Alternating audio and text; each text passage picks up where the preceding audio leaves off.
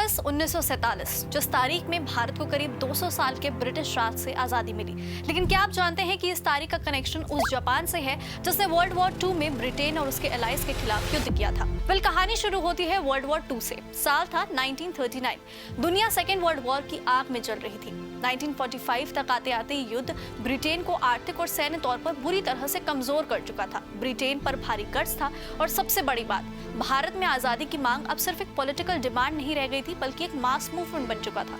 1942 का quit India movement हो या फिर वर्ल्ड वॉर के बाद रॉयल इंडियन नेवी म्यूटनी, अंग्रेजों को साफ दिखाई देने लगा था कि भारत पर अब लंबे समय तक राज करना आसान नहीं होगा। फिर मार्च 1947 में लॉर्ड माउंटबेटन भारत के आखिरी वायसरॉय बनकर आए। उन्हें एक बड़ा काम दिया गया था, पावर को ब्रिटिश गवर्नमेंट से इंडियन हैंड्स में ट्रांसफर करना।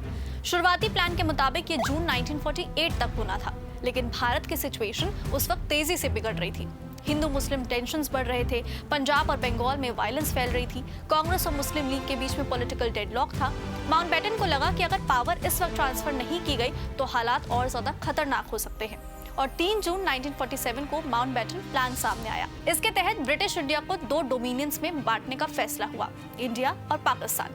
इसके बाद सबसे बड़ा सवाल था कि इंडिपेंडेंस आखिर किस तारीख को होगी, और माउंटबेटन ने चुनी 15 अगस्त 1947। लेकिन क्यों?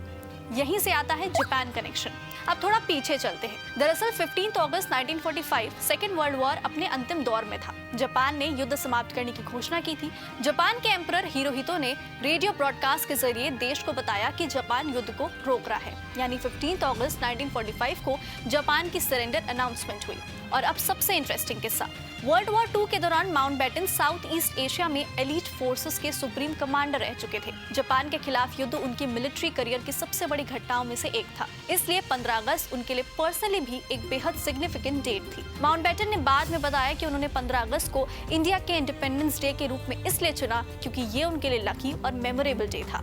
यानी जिस तारीख को 2 साल पहले जापान के सरेंडर की घोषणा हुई थी, उसी तारीख को भारत को ब्रिटिश रूल से फ्री करने का फैसला किया गया। और यहीं से बनता है इंडिया इंडिपेंडेंस डे और जापान के बीच का हिस्टोरिक कनेक्शन।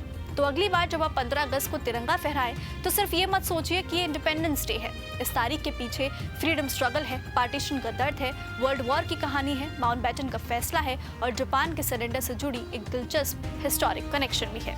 ये स्टोरी आपको कैसी लगी कमेंट करके जरूर बताएं। साथ ही वीडियो को लाइक और चैनल को फॉलो करना ना भूलें।